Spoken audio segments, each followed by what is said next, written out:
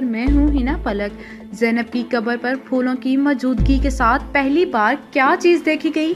कब्र की देखभाल करने वाले बुजुर्ग बाबा शरीफ ने ऐसी क्या बात कही कि जानकर आपकी आंखों से भी आंसू जारी हो जाएंगे। ज़ैनब की कब्र के गिर्द शहद की मक्खियों की अटकलियां कब्र के गिर्द चक्कर लगाती हैं। कब्र की देखभाल के लिए मुकर्रर बुजुर्ग की बात ने सोशल मीडिया सार्फिन की आंखें भिगो दी।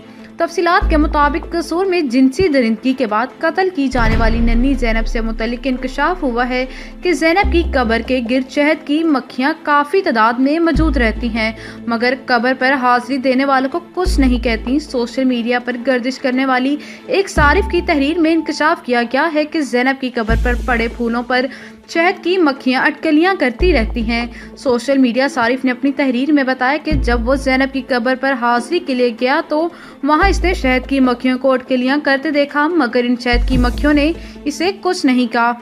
सोशल मीडिया सार्फ का कहना था कि जब वो ज़ैनब की कब्र पर मौजूद था तो इसे ज़ैनब की इंटरनेट पर जारी तस्वीर याद आ गई जिसमें गुलाबी जैकेट पहने हुई थी और अब इसकी कब्र पर पड़े गुलाब के फूल ज़ैनब का गुलाबी रंग से गहरा ताल्लुक था।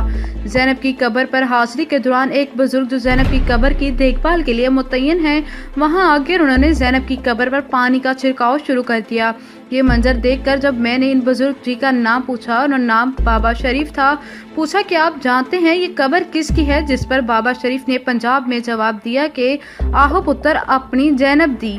सोशल मीडिया सारिफ की ये तहरीर सोशल मीडिया पर इस वक्त वायरल हो रही है, जिसके पढ़ने वाली नन्ही ज़ैनब के कत्ल पर दुख और अफसोस का इजहार कर रहे हैं। यकीनन ज़ैनब और कसूर की दीगर बच्चियों का कत्ल हमारे लिए एक लम्हा फिक्रिया है।